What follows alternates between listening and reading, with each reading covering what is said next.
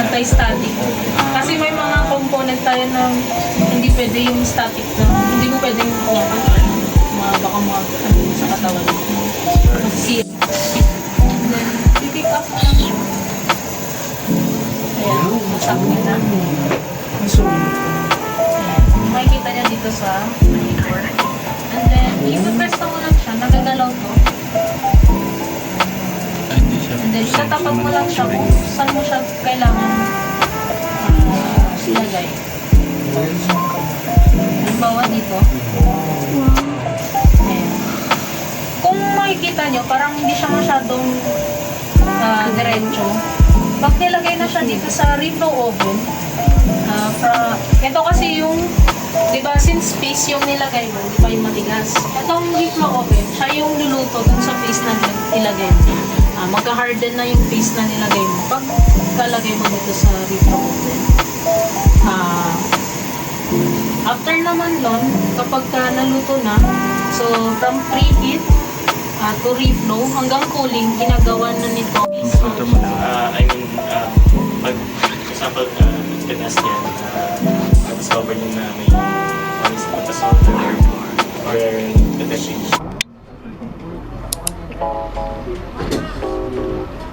Ang konti, meron tayong, sana, nakapa natin yun. 4 p.m. kasi meron tayong news break. Iba't ibang klase ng mga appliances. Equipment, rather. Makikita nyo rito mga ilaw. Makikita nyo mga monitors, mga marami. At siyempre, makikita nyo rin dito, siyempre ang camera. So, makikita nyo rin dito ang sino nakakalanggit nito. Meron bang, kasi alam ko, bago na sa panigitin niya ito eh.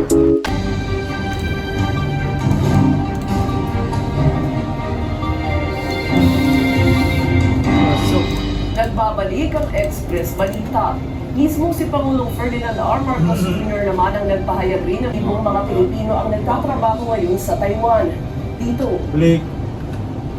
Sa ibang balita, sunod-sunod na lindol ang limanig ngayon sa Hinatuan, Surigao del Sur. Ang unang lindol ay tumama sa naturang bayan bandang 12 nitong December 2023. Wala naman umanong inaasahang matinding pinsala ang ahensya mula rito. At yan ang mga balitang nakalap namin sa oras na ito. Abangan ang iba pang malalaking balita ng hapon. So, pwede na tayo magpa-picture kay Ma'am Gabi para habang nandiyan pa siya.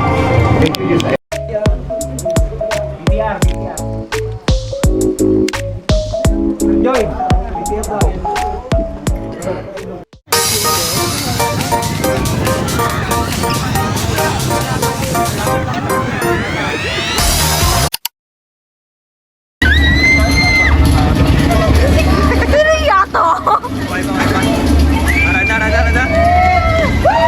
Gabi pa naman.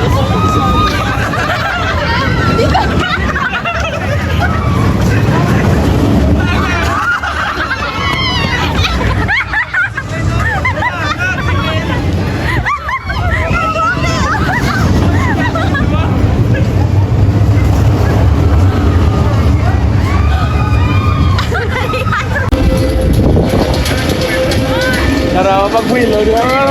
Discount si Kyle. Discount si Kyle. Tama na. Parang umutang.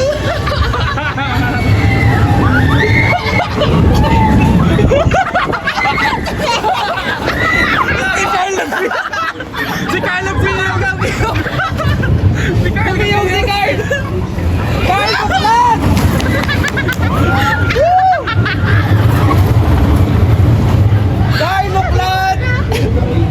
Ay, gupiyungan ako. Pambakog!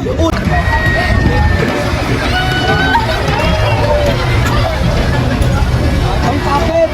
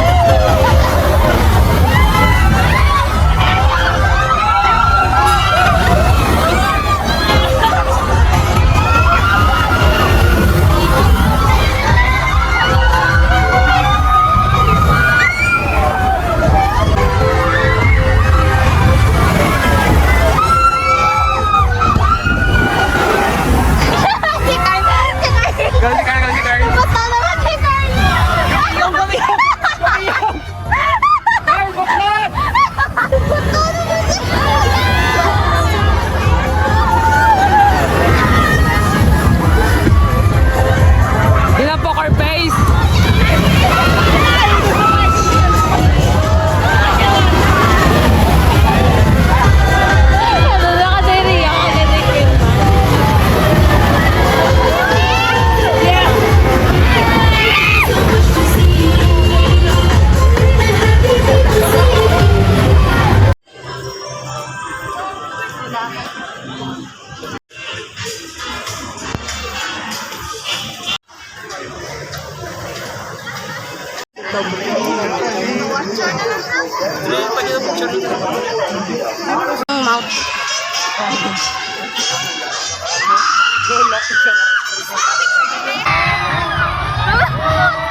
Bila ka 10 ka lubong!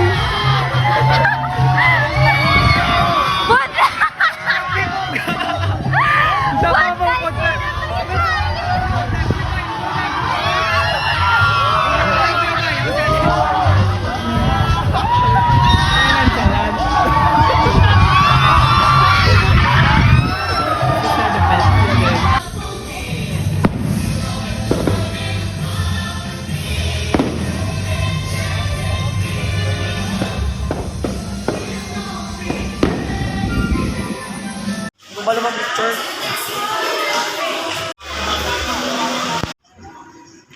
May picture rin, ikaw.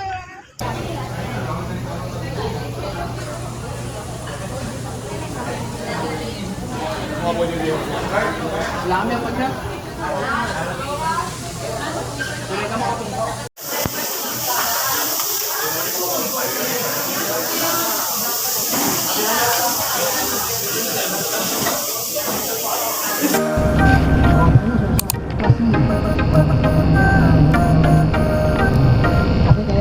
Lahat ng sanirahan ng basta mo ang bola sa ibabaw ng bola. Alam mo ba pag picture happens in the Philippines? It's written in the Philippine history books.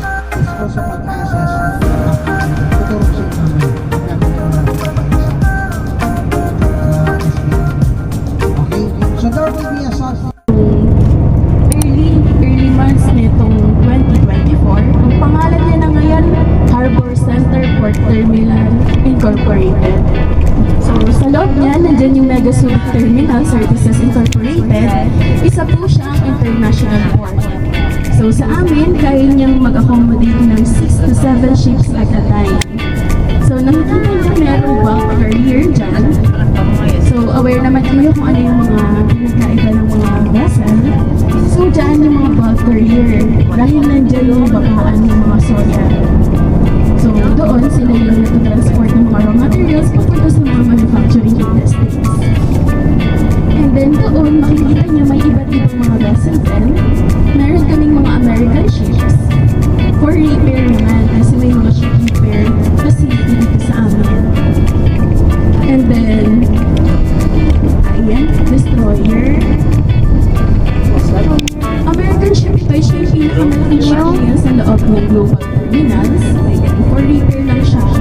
So, nakadaong lang siya. Kapag na-repair na siya, babalik na siya sa lugar nito. Military ship lang siya. So, ayun pa rin sa inyong kanan, makikita niyo yung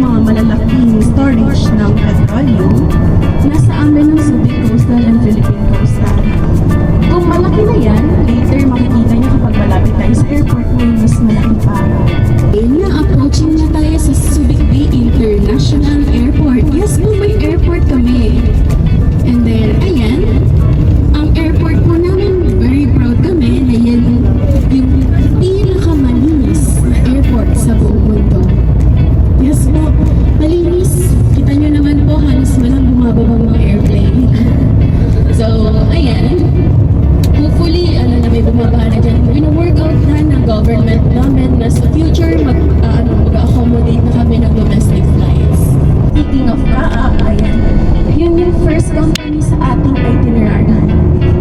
So, ayun lang pala yun lang talaga, yung Kaap. So, tayo yung unang bus na pupunta sa Kaap. Anong meaning ng Kaap? So, Kaap is Civil Aviation Authority of the Philippines. Kung yung mga land vehicle, merong LTO, ang Kaap merong, ang panghimpapawid may Kaap din. So, dati siyang Air Transportation Office. Naging Kaap na siya.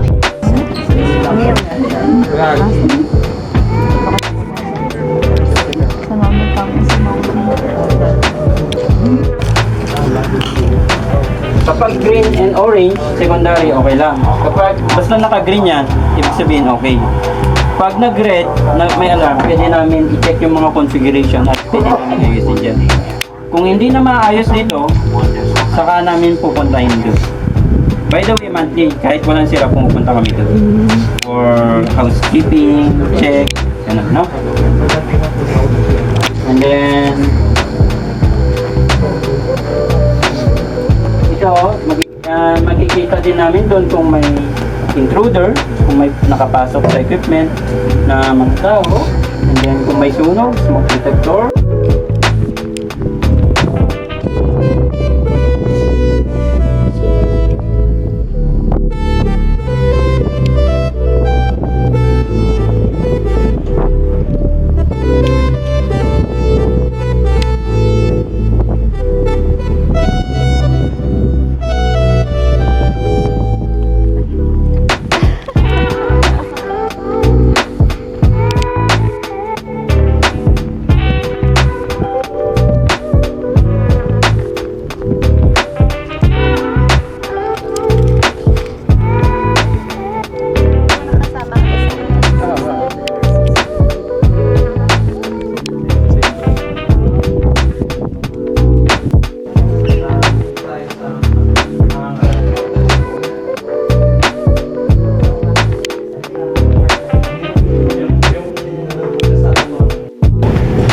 Sa terms or payment, automatic na kasama na yung mga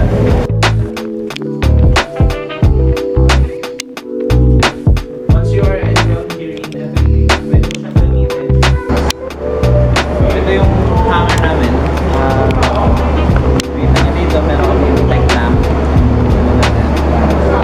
Meron kami 11 na aircraft dito sa FAA. Nagagawa ka mo?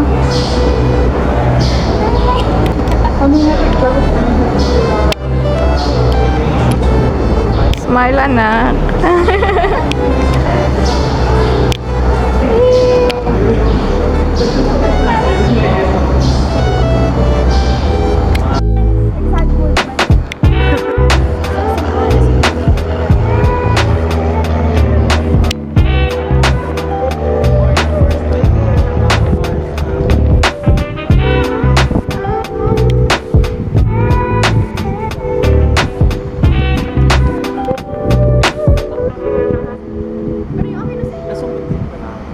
Last na to pala, ma'am.